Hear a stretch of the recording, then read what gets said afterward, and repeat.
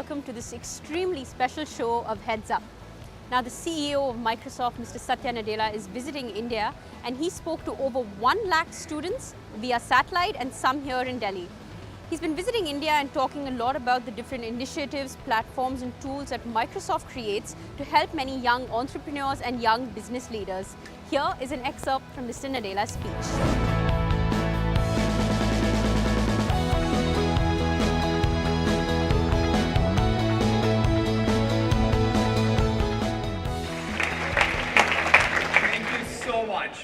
I mean, it's just such a privilege to be here. It's a humbling experience. This morning, I landed in Delhi, and then I was driving up, and we passed a place which I grew up in. I mean, we passed Vignan Bhavan, and I grew up exactly opposite that in middle school. And I remembered this one lecture that I attended in Vignan Bhavan, maybe in the mid-70s, I would say, or late 70s. It was given by Subramaniam Chandrasekhar, who went on to win the Nobel Prize in Physics. At that time, he was just, I mean, when I went and saw that, and I just somehow recalled what an inspiration that speech was. In fact, that's perhaps the first time I heard about the University of Chicago. Little did I know the cold that I will be faced with much later in life. But it was an inspiration. And I said, God, I'm going to be here today talking to the youth of India. Fantastic opportunity. And then it dawned on me that, oh my God, I don't have a Nobel Prize for sure. What am I going to do? And then all the nervousness set in. It's like, how exactly am I going to start this? So believe me you that this is perhaps the most nervous speech I'm going to give on this trip because it's just fantastic to be talking to the youth of this country. The energy is palpable. The optimism is palpable. The confidence is here to be seen. And even the day and a half that I've had the chance to meet many people in India broadly, I've been able to get that sense. And in terms of the opportunity in front of you, it is just tremendous. I don't think ever in our history we've had this kind of opportunity that you're going to have as you graduate, as you prepare,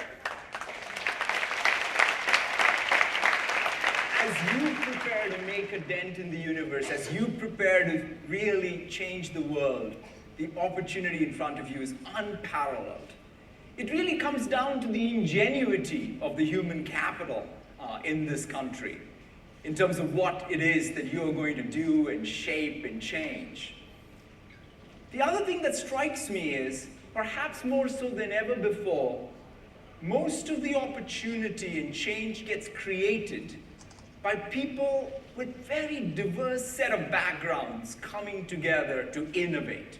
When I think about our business, it's no longer just one field of engineering or one specific focus on just STEM education. But perhaps more so than ever now, it's people coming from the design sensibility, people coming from engineering backgrounds, people coming from economics and business. Because if you look at even what's happening today in India, look at the business model innovation, look at the designs that are made for this country, and at the same time, the engineering skills. It's that coming together, that multidisciplinary approach to innovation, which is what I believe all of you represent, is perhaps going to shape and change what you will do and what you will create. We definitely and clearly are going through a massive technological shift. I describe it as this mobile-first, cloud-first world. It's this very rich canvas for innovation. It's this canvas that talks about the mobility of the person, the human being. It's not really about the device that's mobile. It is you who is mobile. You get up in the morning, you have access to the information. You go to your college, you have access to a different device with more information.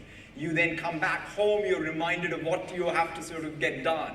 It's that continuous mobility and the ability for all of the compute power around you to help power the rich experiences. That's the mobile-first world that we live in.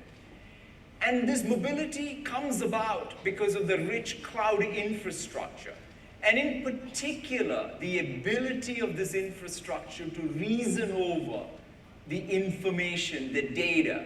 In fact, the way I describe it is that every device, every experience creates this exhaust of data, and the cloud and the power in the cloud can convert that into the fuel and the intelligence that powers every one of your experiences. That's the mobile-first, cloud-first experience. That's the mobile-first, cloud-first world that we live in. And we at Microsoft are excited about creating the platforms and the productivity tools that we want to make ubiquitous so that you can take advantage of that to truly capitalize on this world. That's what we get a kick out of. That's what we believe is our job. In fact, every time we have approached anything, we've approached it with that sensibility that we want to create the broadest, deepest platform for others to build, others to create, others to make. That's what we are at the core. In fact, when Bill and Paul Allen started the company 39 years ago, we started out as a basic tool. That's how Bill wrote the basic interpreter, and that's how the journey got started. That's at the root of this company. And that's how we always come back to that core. How can we create platforms? How can we be the tools provider so that others can realize their full potential? That's what's really inspired us. And today we have some amazing capabilities. And this morning we even launched our commercial services in data centers in India. It just creates, in fact, another level of playing field. It just creates world-class cloud infrastructure that you can take advantage of to fuel your imagination. Now, the thing that perhaps more than anything else that will shape your own destiny is the approach, the mental attitude that you will take as you pursue your journey. I would say it's too early for me to be very reflective, because after all, I'm just getting started on my own new journey. But I did think that it's probably appropriate for me to at least share with you what I think can be some principles that you could use, maybe some hints that you could use as you approach both the opportunities and the challenges that you're going to be faced with. The first is the energy that you create is perhaps going to be around you, is perhaps going to be the most important attribute you will bring to others.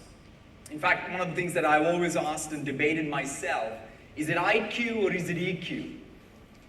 I do believe in the long run, EQ does trump IQ. Because without the ability to be a source of energy for others, very little can be accomplished. And anytime I've had the opportunity to learn from that and reflect it in the way I've approached things, I felt that I was able to get to better results.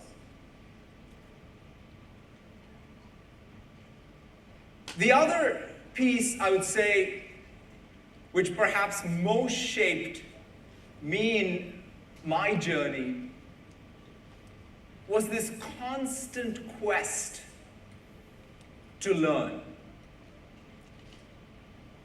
And every opportunity I got,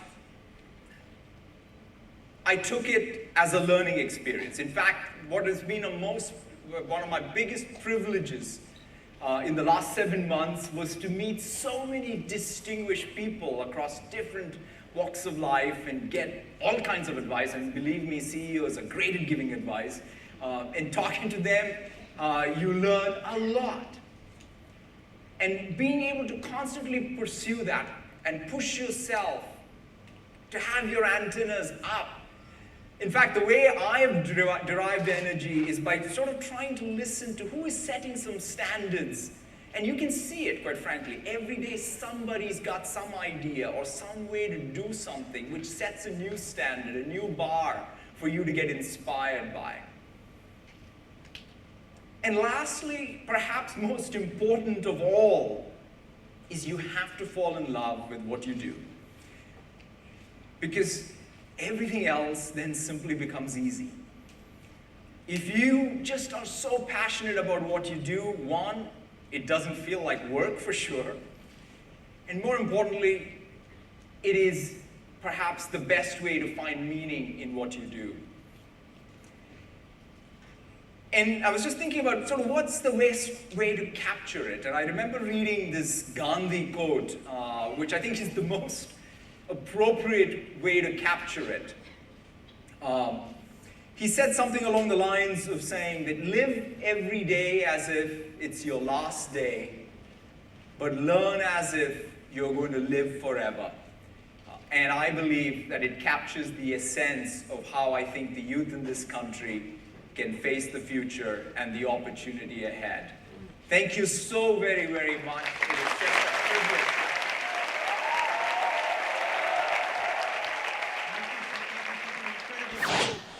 We're with some students who had the privilege of listening to Mr. Nadella's speech. How was it? What was it like to hear him talk? Someone who's born, bred, studied in India, and now is the CEO. What was it like? It was an amazing experience just to be a part of this. It's amazing, you know, like how he spoke about learning. Learning is a continuous process, you know. There's no end to learning. Like how he said, his father always told him there's no last exam in life. You know, you always have to keep innovating, keep thinking about the future.